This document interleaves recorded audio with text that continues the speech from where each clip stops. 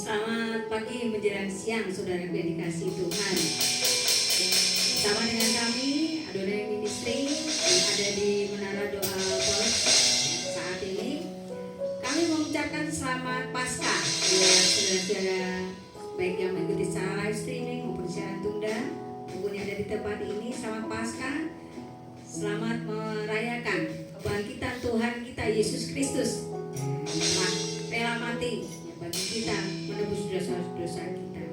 Mari kita mengawali ibadah kita dengan kita menaikkan pujian kita. Kita mau masuk ke hadirat Tuhan karena kuasa darah Tuhan, karena pengorbanannya di atas kayu salib kita ada pada saat ini. Oleh kuasa darah-Mu, kita akan nyanyikan lagu ini dengan segenap hati kita.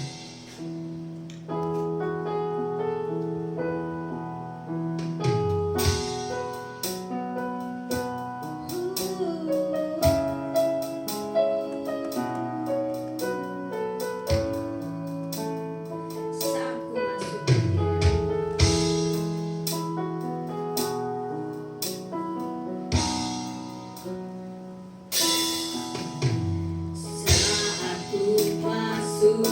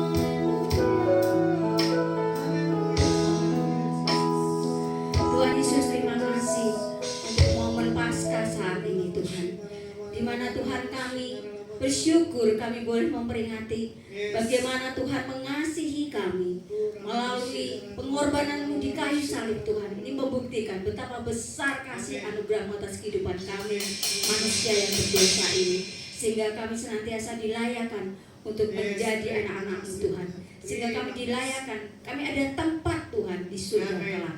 Kami percaya Tuhan senantiasa mengasihi kami. Kami percaya setiap kami saat ini, kami yang ada di tempat ini maupun kami yang mengikuti siaran secara live streaming maupun nanti siaran tunda, kami percaya, kami rindu, kami akan beroleh berkat kasih karunia daripada Tuhan. Ketika kami mengikuti ibadah saat ini, kami percaya Tuhan, kami beroleh sesuatu. Kami yang dalam sakit penyakit, kami beroleh mukjizat kesembuhan. Kami yang saat ini mengalami persoalan apapun itu, persoalan yang kami hadapi, kami percaya kami beroleh solusi, jalan keluar dari setiap permasalahan yang kami hadapi. Tuhan, kami mau serahkan ibadah ini di dalam tangan kuasa-Mu.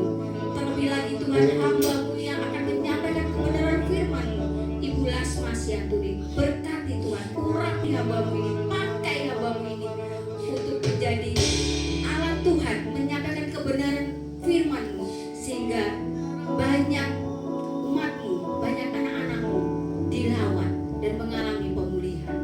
Terima kasih Tuhan, kami serahkan ibadah ini dari awal sampai pada akhirnya dalam Tuhan kuasa Engkau saja.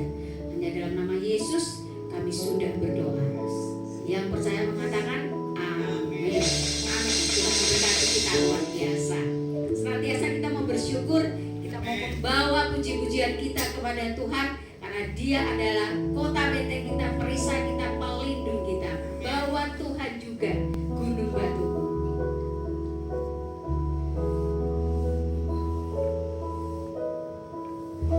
Bawa Tuhan juga gunung batuku,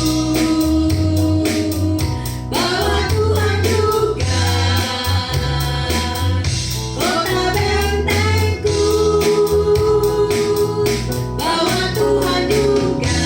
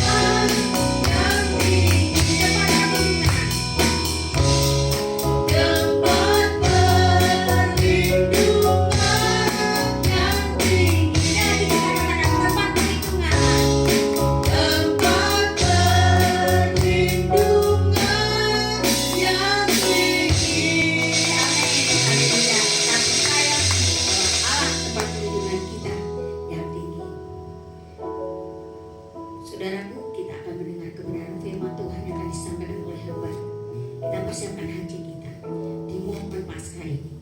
Kita mau mengingat kembali bagaimana pengorbanan Yesus. Karena salibnya, karena kasihnya, kita ada saat ini. Karena salibnya kita akan nyanyikan lagu ini.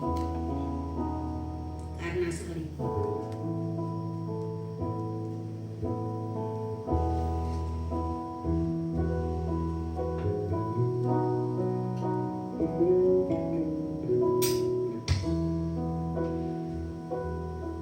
Kita mulai dari refrennya dulu.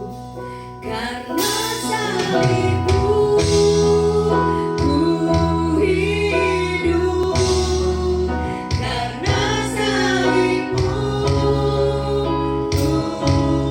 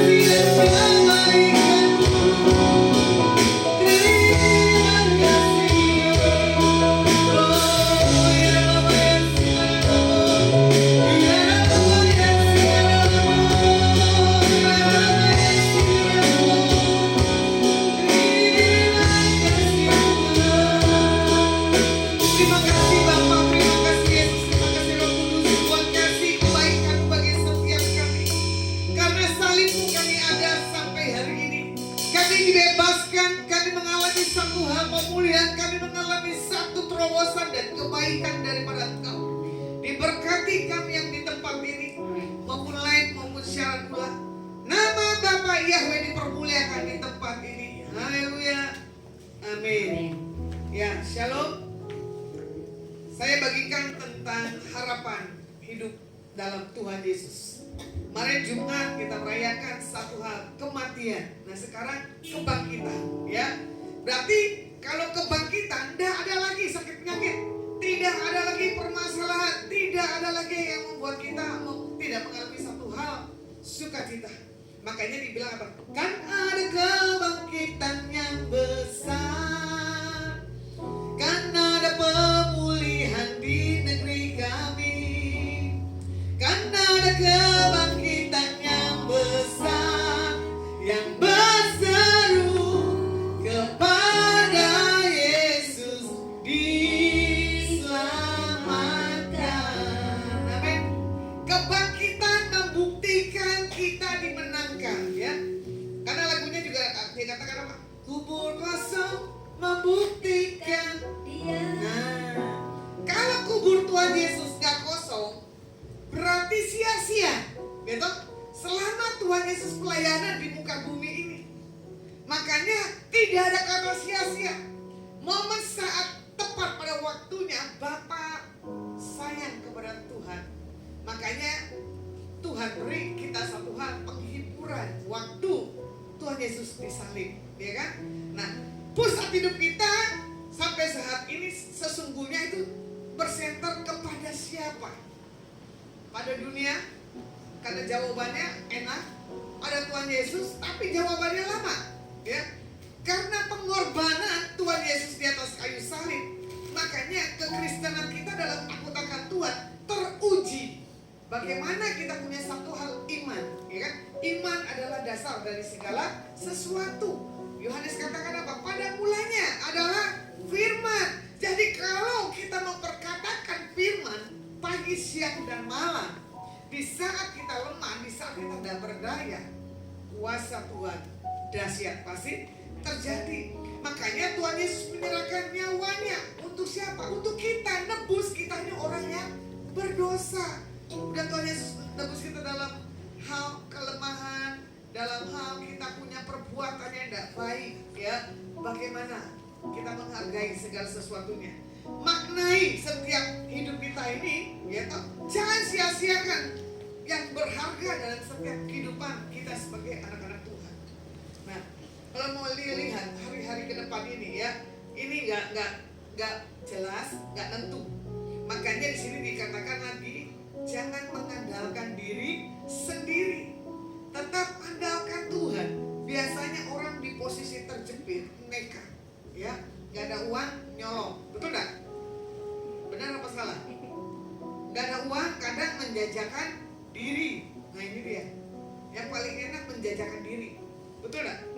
Nggak bawa bekas, nggak tahu kalau nggak yang lihat. Nah, gitu. Hari-hari ini banyak tantangan dan godaan. Makanya dalam kehadiran Tuhan Yesus dalam diri kita, ya, pengorbanan, kematian, dan kebangkitan Tuhan Yesus selayaknya jangan kita pernah bandingkan dengan Tuhan yang lainnya. Makanya Tuhan Yesus dikatakan begini, ya kan? Dia mati, disiksa, dan dibangkitkan. Bahkan oleh karena pelanggaran kita, ya kan? Tuhan Yesus menebus dosa kita. Nah, kalau kita mau lihat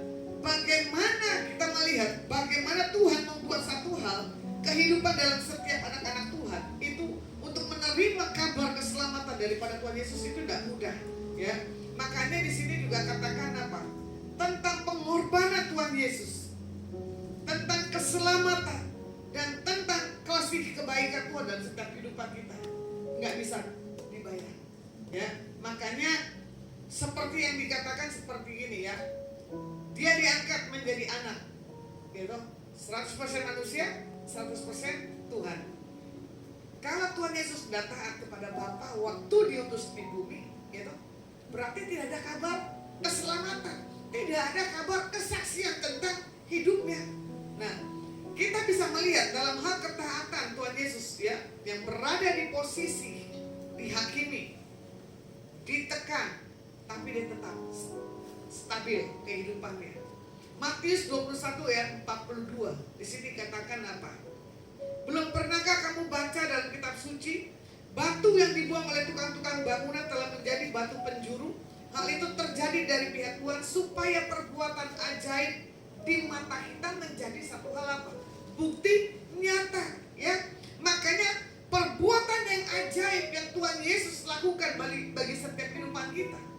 Di sini juga dikatakan, belum pernahkah kamu tahu, gitu, tentang Alkitab yang dikatakan bahwa Yesus adalah juru selamat bagi setiap umat manusia. Banyak orang hari-hari ini, ya, menolak Tuhan Yesus karena dilihat apa? Gak punya satu hal jawaban. Karena apalagi tadi himpita. Mereka menolak batu penjuru, ya, dan mereka tidak mengakui tentang satu hal pengorbanan, tentang satu hal kebaikan Tuhan dalam setiap kehidupan kita. Padahal kita mau lihat Tuhan Yesus, ya, adalah batu penjuru yang teruji.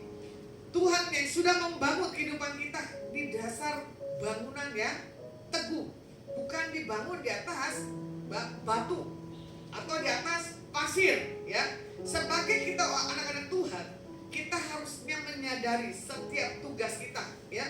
Bagaimana kita mengikuti Yesus dan mengerti apa isi hati yang diajarkan Tuhan Yesus bagi setiap kita.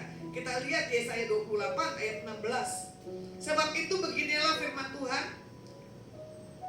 sesungguhnya aku meletakkan sebagai dasar di Sion sebuah batu yang teruji, sebuah batu yang penjuru yang mahal, suatu dasar yang teguh, siapa yang percaya tidak akan binasa. Konteksnya di sini tentang mengalami satu hal kelepasan yang daripada Tuhan, ya. Makanya di sini dikatakan apa? Terhadap pemimpin-pemimpin di Yerusalem. Karena kalau kita mau lihat bagaimana cemeti yang kena dalam setiap tubuh kita, itulah satu hal penghargaan. Kalau ada kisah perjalanan Tuhan Yesus itu napak tilasnya 16 atau 18 saya lupa, tahap ke-1 sampai di tahap akhir perjalanan itu cukup panjang, kurang lebih berapa kilometer ya saya lupa. Hari itu berangkat ke Israel, saya bilang Tuhan tidak gampang ya pengorbananmu, tentang perjalananmu waktu engkau disiksa, ya. Makanya di 1 Petrus 2 ayat 6 di sini juga dikatakan, sebab tertulis dalam kitab suci, sesungguhnya Tuhan meletakkan di Sion sebuah batu yang terpilih, sebuah batu penjuru yang mahal, dan siapa yang percaya kepadanya tidak akan dipermalukan. Nah ini dia. Karena di kitab Alkitab sudah diletakkan dasarnya tentang hal kebenaran, tentang sebuah batu yang dipilih, yaitu batu penjuru, namanya Tuhan Yesus Kristus. Makanya di sini dikatakan apa? Kita yang sungguh-sungguh percaya kepada Tuhan Yesus tidak akan mengalami satu hal lagi, kematian, melainkan satu hal kebangkitan dan sukacita. Nah, makanya di sini juga dikatakan Tuhan membangun hidup kita, ya kan? Tuhan tidak menuntut sejauh mana, gitu, kamu dalam mencintai Tuhan, seburuk apapun, seegois kita apapun, Tuhan masih mengajarkan tangannya untuk apa? Menghampiri kita, ya. Makanya di sini dikatakan apa?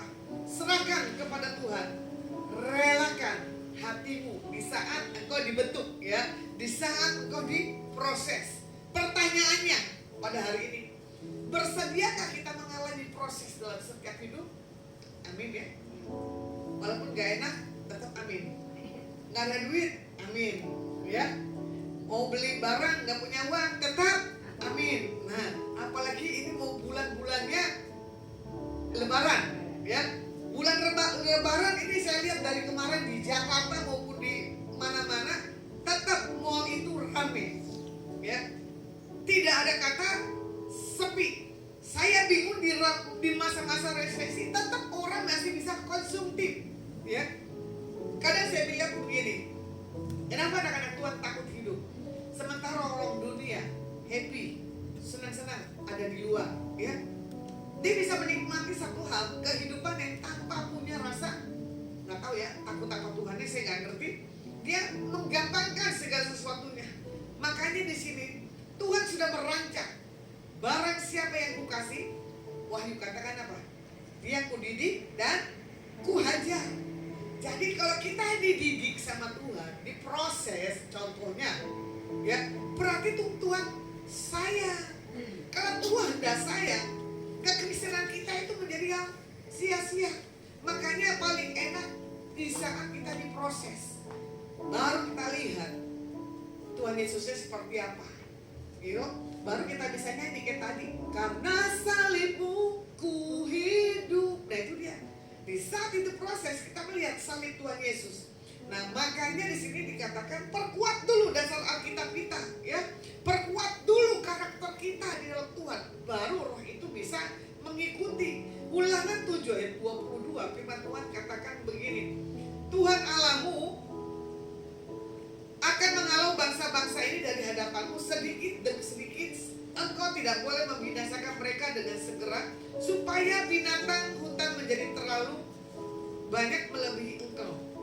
Ayat 3 dan 4 Ibrani, sebab setiap rumah dibangun oleh seorang ahli bangunan, tetapi ahli bangunan segala sesuatu ialah Tuhan Yesus.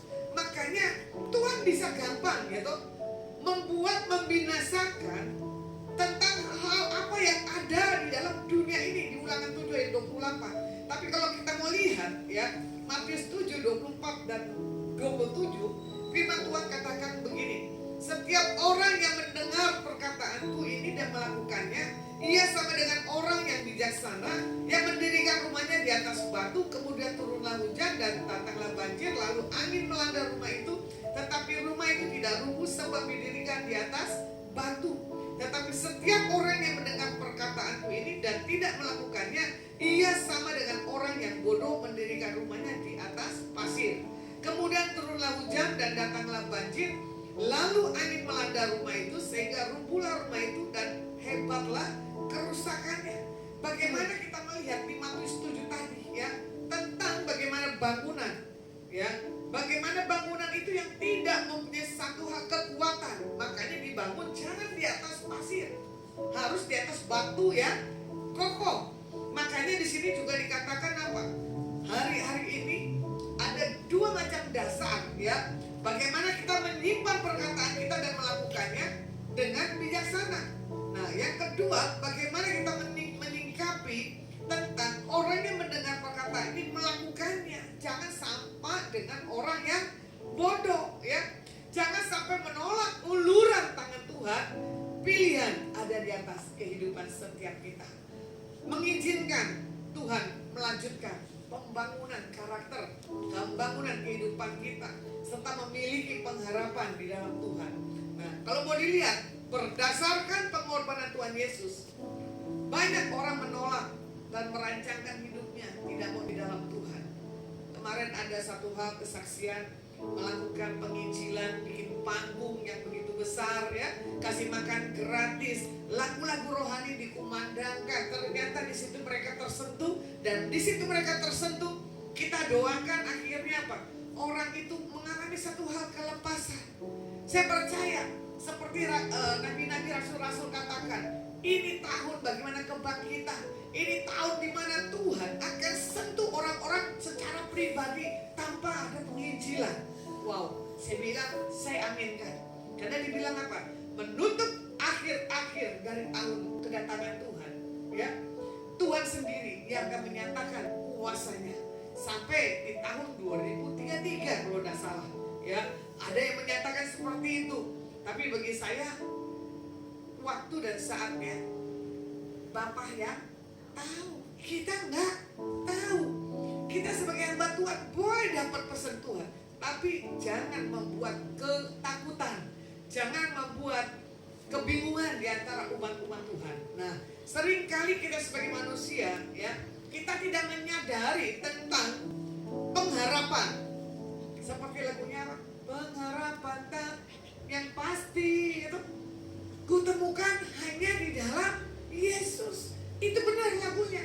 Pengharapan yang pasti ditemukan di dalam Tuhan Yesus. Makanya kalau dilihat Faniko, Gracia, penyanyi rohani yang tidak bisa melihat, dia cuma angkat lagunya begini. Walau ku tak dapat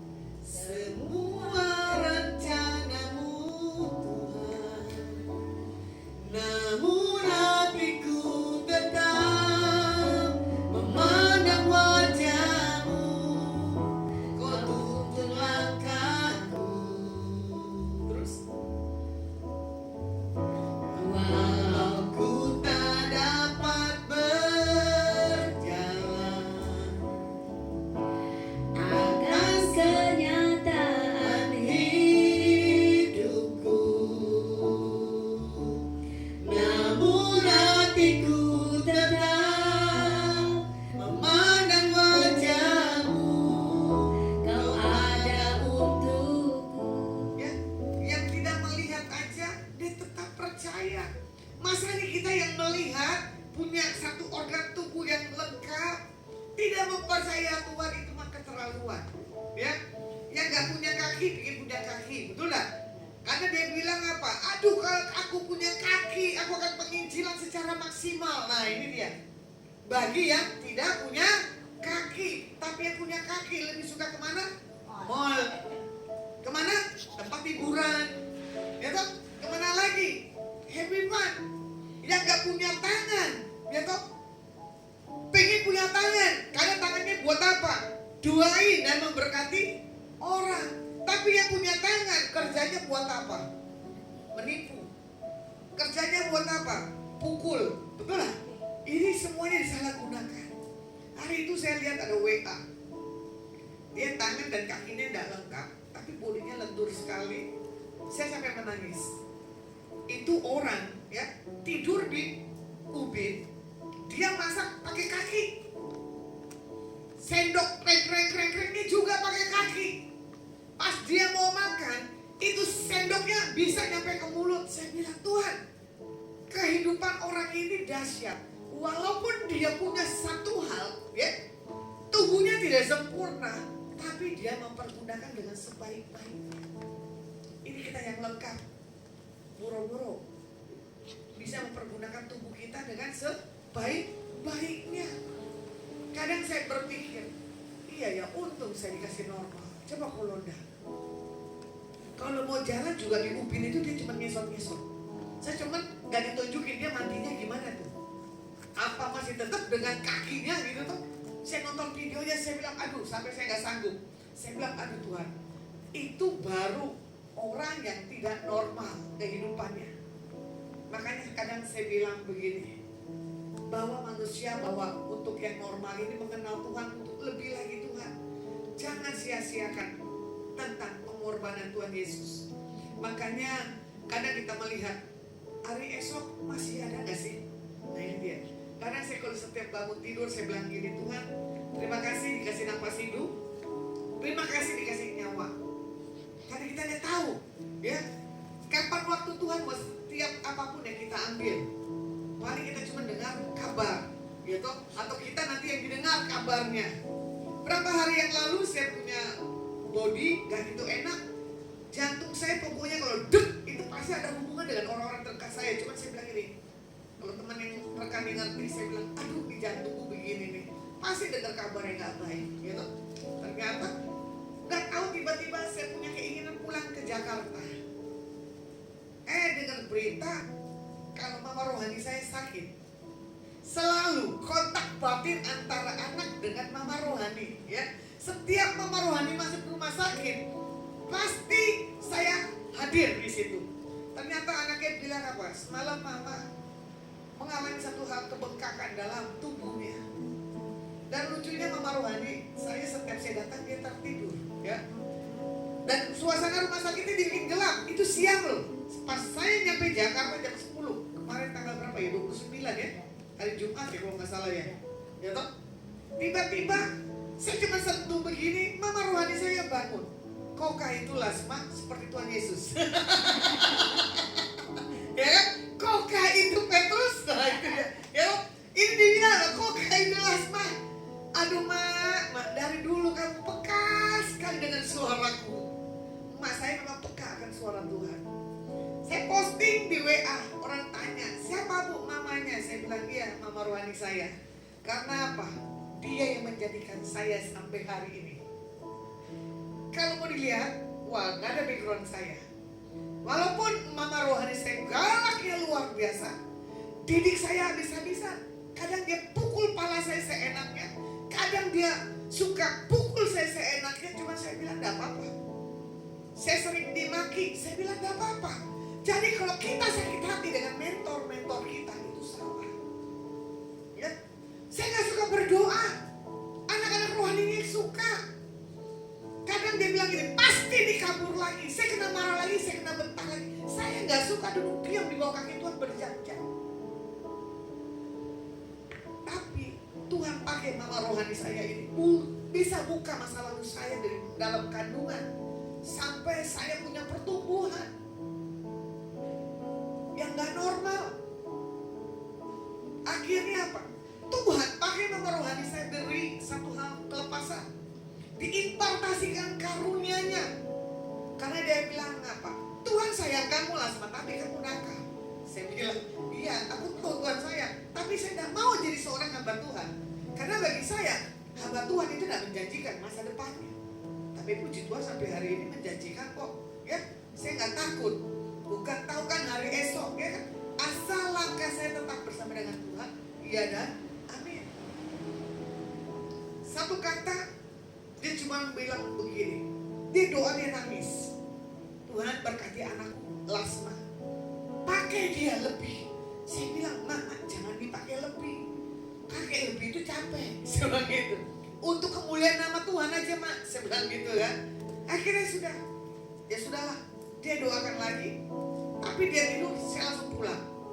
Karena apa? Saya ketemukan lagi dengan kakak rohani saya. Saya ngobrol lagi. Dia mengalami satu hal lemah dalam tubuhnya. Kurang lebih sama seperti saya. Saya bilang gini, itulah proses Tuhan. Karena Tuhan cinta dalam kehidupan setiap kita. Di titik terendah, gitu? Di titik gak berdaya, kuasa Tuhan sempurna. Nah, itulah dia. Akhirnya di situ saya bilang begini, gak sia-sia perjalanan saya pulang pergi. Harusnya capek loh, ya. Tapi saya punya kekuatan Tuhan. Untungnya saya ini dablek. Setiap saya sampai di mobil pasti saya tidur, ya kan? Kecuali kalau berhenti atau saya mau buang air kecil, saya pasti bangun. Makanya dia bilang begini, kakak saya, kamu sanggup pulang pergi? Sanggup? Ya apa-apa, nikmatin aja hidup, gitu toh. Nah, akhirnya saya mengerti segala perjalanan kehidupan kita ada di dalam tangan Tuhan. Sementara mama rohani saya usianya 84 atau 86, ya itu bonus.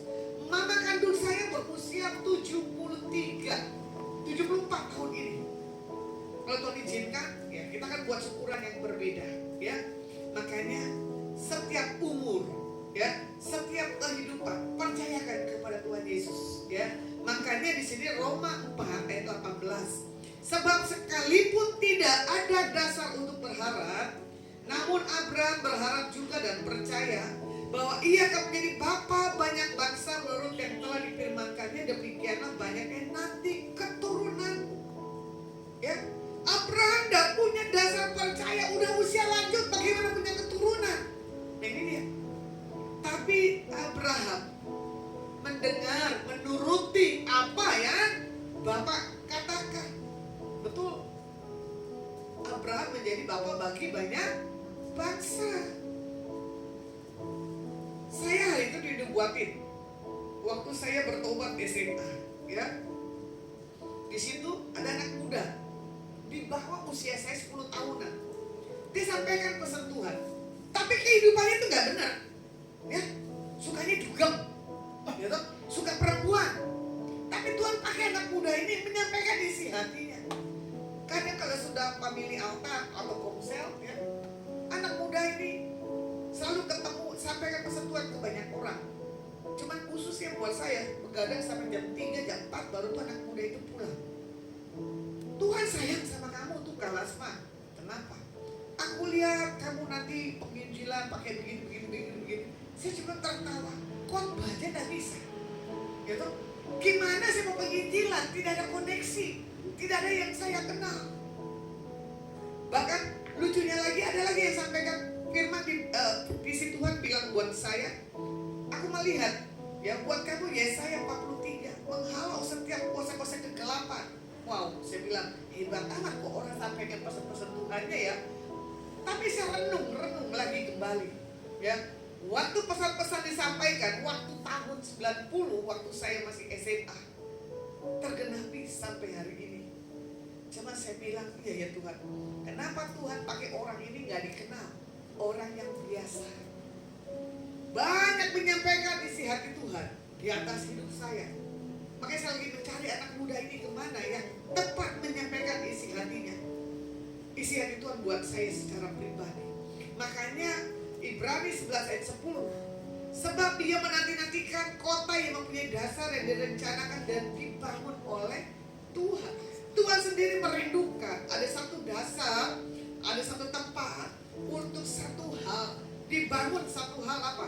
Orang punya orang mencari Tuhan dengan segenap hatinya. Nah, makanya di sini dikatakan apa? Kita harus punya karakter pengharapan yang jangan setengah-setengah. Kita harus punya pengharapan yang full di dalam Tuhan. Makanya biarlah kita ada damai sejahtera di kebangkitan Tuhan Yesus ya. Apapun keadaan kehidupan kita, apapun kelemahan dalam diri kita, kuasa Tuhan Yesus sempurna. 1 Raja-Raja 6 ayat ke-7. Pada waktu rumah itu didirikan, dipakailah batu-batu yang telah disiapkan di pengalian, sehingga tidak kedengaran palu atau kapak atau sesuatu perkakas besi pun selama pembangunan rumah itu. Berarti ini dibangun dengan satu hal mujizat ya. Tidak ada sesuatu hal bunyi-bunyian. Inilah Tuhan kita yang dahsyat. Makanya di dalam kita mengerti tentang kebangkitan Tuhan Yesus, miliki hidup ya yang penuh dengan kesaksian. Ini kesimpulannya. Jadi jangan pernah melupakan kebaikan Tuhan. Jangan pernah melupakan mujizat Tuhan. Jangan pernah melihat tentang cara Tuhan memanggil, memilih, membentuk kita dan jadikan kita serupa dan segambarnya. Biarlah Tuhan Yesus membangun dan menuntun kehidupan kita hari-hari ke depan dengan satu hal, kedahsyatan.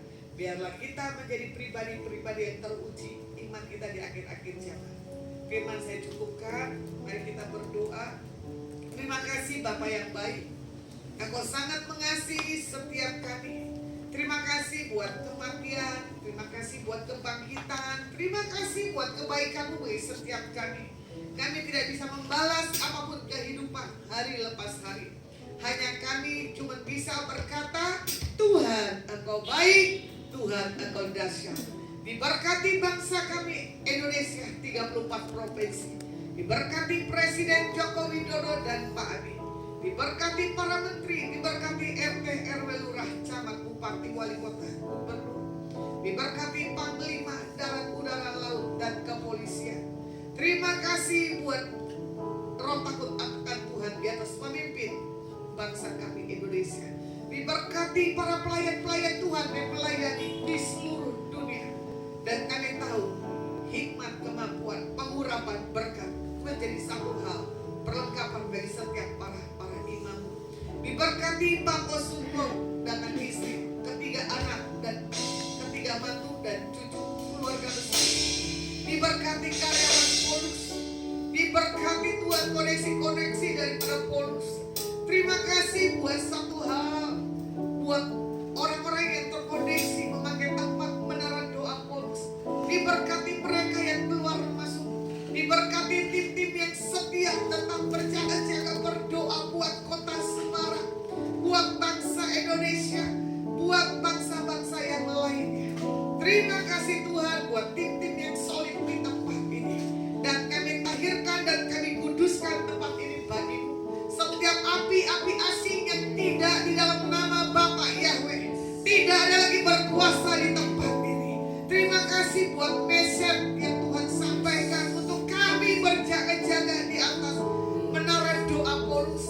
Dan Tuhan terima kasih buat tim doa yang mau bersamaan buat Lasma, diluputkan dari malapetaka, diluputkan dari orang-orang yang jahat. Dan kami berkatakan mantra jimat-jimat guna-guna apapun yang coba meluput dan coba melumpuhkan daripada Lasma Tuhan, hamba-Mu sendiri, kami gagalkan itu semuanya di dalam nama Bapa Yahweh. Terima kasih Tuhan, terima kasih. Kalau sebentar kami akan pulang dan meninggalkan tempat ini, kami mengangkat kedua tangan kami di hadapan Engkau. Pulanglah dan bawalah berkat yang terbaik yang datang di dalam nama Bapa, Putra dan Roh Kudus. Biar apa yang dipegang di Sabtu Bapak Ibu ke depan dikerjakan Bapak Yahweh berhasil. Yang sudah terima